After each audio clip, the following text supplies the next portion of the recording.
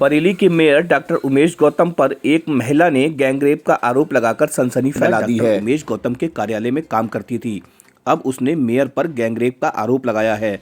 दरअसल थाना कोतवाली के सिविल लाइंस इलाके की रहने वाली इस महिला का कहना है कि 7 दिसंबर 2022 को शाम 6:30 बजे वह रामपुर गार्डन में डॉक्टर पुनीत सोंधी के यहाँ दवा लेने जा रही थी। इसी बीच एक कार उसके समीप आई और उसमें मेयर डॉक्टर उमेश गौतम और अन्य लोग बैठे थे। आरोप है कि कार में बैठे लोग उसको उठाकर ले गए और उसके साथ नशीला पदार्थ खिलाकर गैंगरेप किया। आरोप है कि रेप के बाद उसे सड़क पर फेंक दिया गया।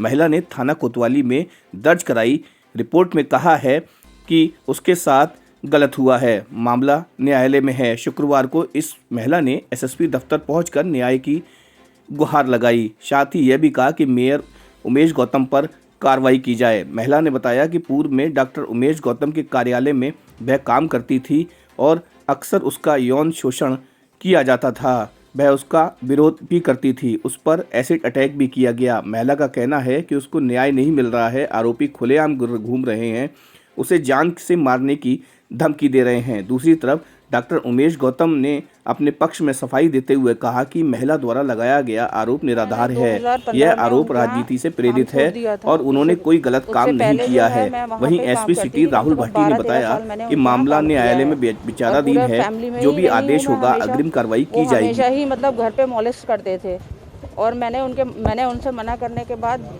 जो है उन्होंने एक दिन मुझे अपने सिटी ऑफिस वाला जो घर है वहाँ पे बुलाया था। वहाँ पे बुलाने के बाद उन्होंने मेरे साथ ज़बरदस्ती करने की कोशिश की, तो मैंने उन्हें धक्का देकर बोला कि नहीं सर ये गलत है, ऐसा नहीं होना चाहिए।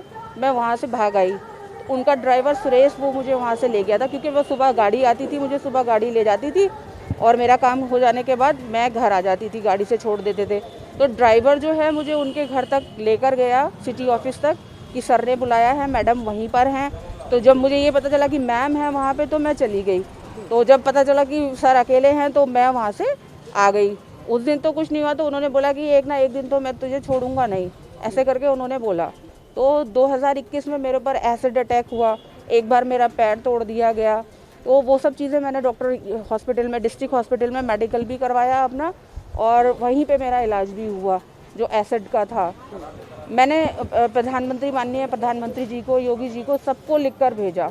तो सिर्फ पेपर वर्क ही हुआ और किसी ने, यहाँ के पुलिस वालों ने कोई कार्रवाई नहीं की, केवल पेपर वर्क में ही अपना काम करके दे दिया। अभी 6 जनवरी को ये रामपुर गार्डन में मैंने बताया कि मठिया के पास से मुझे उठाया गया था वहाँ से। उसमें उमेश गौतम थे, 2 लोग और थे और उनका ड्राइवर प्रमोद था। कार शाम को 6:30 बजे 6 तारीख को, और वहाँ से वो लोग मुझे उठा के कहाँ ले गए, उन्होंने मुझे कुछ नशीली दवाई दी और दवाई देने के बाद मुझे उठा कर ले गए और उन्होंने मेरा गैंगरेप किया। सबसे पहले गौतम साहब कह के नाम बुला रहे थे वो, और कुछ नहीं मेरे को पता। थोड़ी देर बाद मैं बेहोश हो गई, और ये जो हमारी कॉलोनी है, इनकम टैक्स ऑफिस के आगे जो कॉलोनी जाती है अंदर, वहाँ पे वो लोग बेहोश की हालत में मुझे फेंक के चले गए थे। जब मुझे होश आया रात को, तब मैं सड़क पर घिसटते हुए सड़क पर आई हूँ, और रास्ते में किसी से मदद लेकर मैंने 112 पर फ़ोन करवाया। तब पुलिस की गाड़ी वहाँ पर आई और वो लोग मुझे कुछ भी, मेरे को इन्वेस्टिगेशन हो रही है। 164 के बयान हो गए हैं उसमें उन लोगों के। जब मैं वहाँ पुलिस थाने पहुँची थी, लेकर ये लोग गए थे, तो मेरे को बताया, तो उस समय मैं नशे की हालत में थी। जितना मैं बता पाई उतना बताया मैंने। नशे की हालत में ही उन्होंने मेरे को जो है मेडिकल वगैरह कराया। सुबह करीब 5 बजे करीब FIR लिखी गई, और 5 साढ़े 5, मुझे याद नहीं है कि कितने समय FIR लिखी गई है, लेकिन 7 तारीख की डेट में FIR लिखी गई है। उसके बाद से लेकर अभी तक, उसके बाद 164 के बयान हुए, कोई कार्रवाई नहीं हुई। मैं कुछ अपने पेपर्स मांग रही हूँ कि मैं आगे की कार्रवाई करूँ। जिसने मेरे साथ इतना बुरा किया है उसको सज़ा दिलवाऊँ, तो वो जो है मेरे पेपर भी नहीं दे रहे हैं। पुलिस की कार्रवाई कुछ भी नहीं हो रही है। वो लोग सिर्फ उन्हीं की सुन रहे हैं, मेरी कोई नहीं सुन रहा है। आज परेशान होकर मैं SSP ऑफिस आई हूँ और आप लोगों से मिलने के लिए आई थी कि मैं आप लोगों को बताऊँ ताकि मुझे न्याय मिल सके। नहीं मिली, और थाना कोतवाली में ही मेरा मुकदमा लिखा गया, वहीं से कार्रवाई हो रही है। सर मैं न्याय चाहती हूँ, मैं चाहती हूँ उनको सज़ा हो। जो भी इन्वेस्टिगेशन हो रही है वो बिल्कुल सही तरीके से हो। एक पक्ष में ही इन्वेस्टिगेशन हो रही है, ये मेरे को जानकारी मिली है, मैंने खुद जाके देखा है। गौतम जी एक मसूद गा रहे हैं, लगता है आपको कि मुझे पूरा विश्वास है, अगर मैं सच्ची हूँ तो मुझे न्याय ज़रूर मिलेगा। घिनौना और झूठा आरोप है जिसने भी लगाया है, और इसकी पुलिस जांच हो चुकी है ये, और उस जांच में भी सिद्ध हो चुका है कि ये झूठ है।